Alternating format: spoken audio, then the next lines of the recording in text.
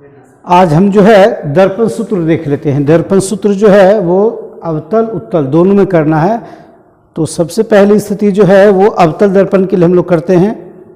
ये एक बार देख लीजिए कि 1/v प्लस 1/u इक्वल है 1/f के। तो यहाँ ऑलरेडी हम जो है ड्रॉ किए हुए हैं। यहाँ देख लीजिए कि एक जो है ये अवतल दर्पण है, इसका ये प्रधान अक्ष हम ले लिए हैं।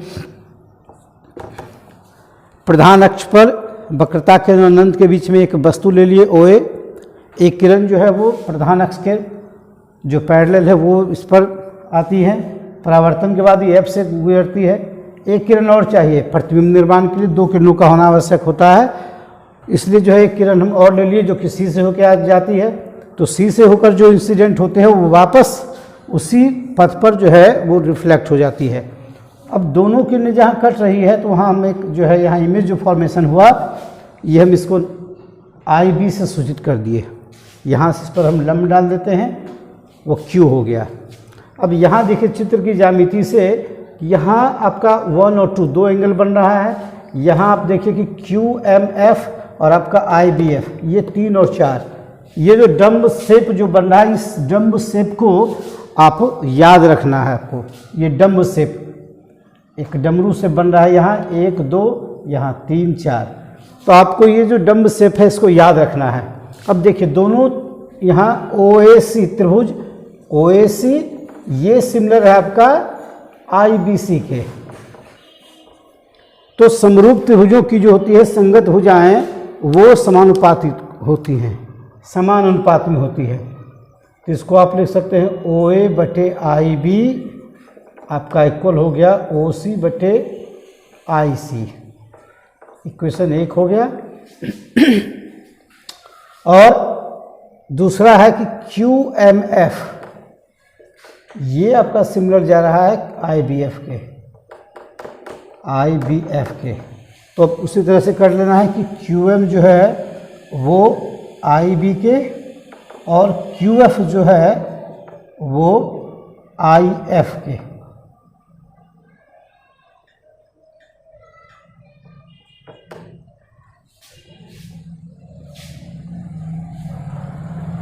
अब देखिए चूंकि QM जो है वो OA के बराबर है तो इसलिए हम क्या लिख सकते हैं कि OA/IB आपका इक्वल हो गया QF/IF के। अब यहाँ जो है P और Q बिल्कुल निकट हैं और सारी दूरियां जो है वो यहाँ से मापी जाएंगी, नॉट कि यहाँ से। तो चूंकि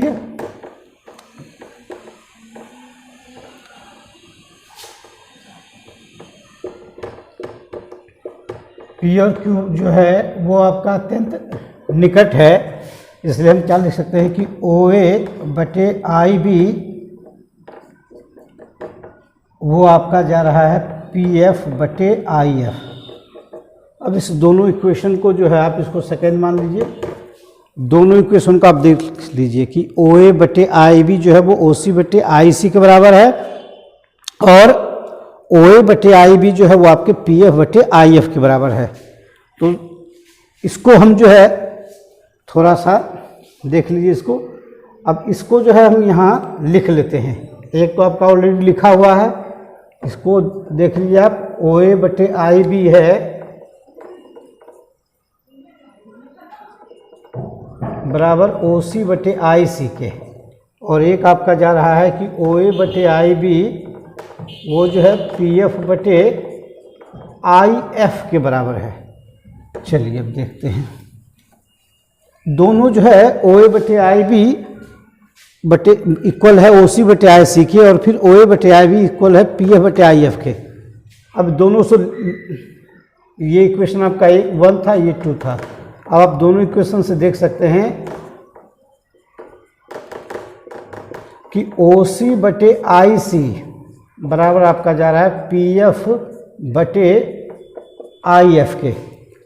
अब OC जो है वो यहाँ से तो गिनती होती नहीं है माप, जो भी माप करनी है वो दर्पण के ध्रुव से करनी है। तो OC आपका यहाँ देख लीजिए कि ये आपका P है, यहाँ C है, यहाँ O है। तो आप देख सकते हैं कि OC को क्या लिख सकते हैं। OC को अगर हम PO में PC घटा दें, PO में PC घटा देते हैं तो आपका OC आ जाता है। फिर देख ले उसी तरह से IC आपका है, तो अगर हम इसको कर दें कि ये आपका I है, ये आपका C है और ये आपका P है, तो IC को क्या लिख सकते हैं कि PC में PI घटा देते हैं, PC में से PI माइनस कर देते हैं।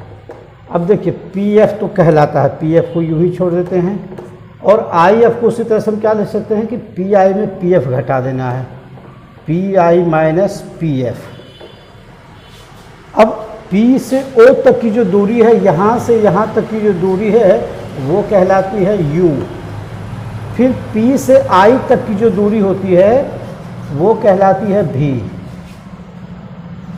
यहाँ हम दर्शाते PO जो है आपका U हो गया और PI जो है वो आपका V हो गया। अब यहाँ हम देख सकते हैं कि इसको जो अगर आप लिखिएगा तो अकॉर्डिंग टू साइन कन्वेंशन के अनुसार इसमें माइनस आना चाहिए। ये आपका हो गया माइनस U। PC जो होता है वो R के बराबर होता है और PC बराबर जो है वो R के बराबर होता है। R जो होता है वो 2F के इक्वल होता है। अब यहाँ सब माइनस में देना है, अपॉन हो गया माइनस 2F और माइनस हो गया V। उसी तरह से माइनस F बटे माइनस V और माइनस आपका हो गया माइनस F। अब देखिए ये क्या हो जा रहा है, फिगर की आवश्यकता अब नहीं है।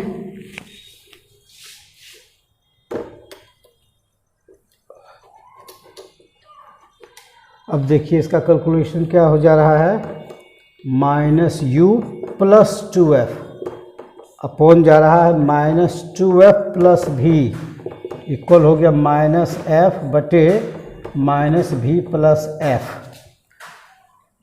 अगर आप इसको क्रॉस गुना करते हैं तो U और V, ये हो गया आपका UV, फिर माइनस U और F तो माइनस UF, फिर माइनस V को माइनस 2VF और आपका हो गया 2F स्क्वायर।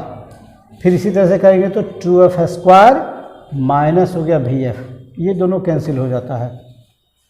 ये हो गया UV माइनस UF। आप इसको माइनस 2VF है, इसको आप इधर करेंगे तो प्लस VF आपका हो जा रहा है। तो ये हो गया UV माइनस UF और माइनस VF इक्वल 0। अब क्या करते हैं कि UVF से भाग देते हैं, तो आपका क्या बच रहा है, UV से भाग दे, यहाँ बचा 1/F minus 1/V minus 1/U equal हो गया 0। इस सब को उधर डाल दीजिए तो ये सब प्लस में हो जाएगा 1/V प्लस 1/U। ये आपका इक्वेशन सॉल्व हो गया।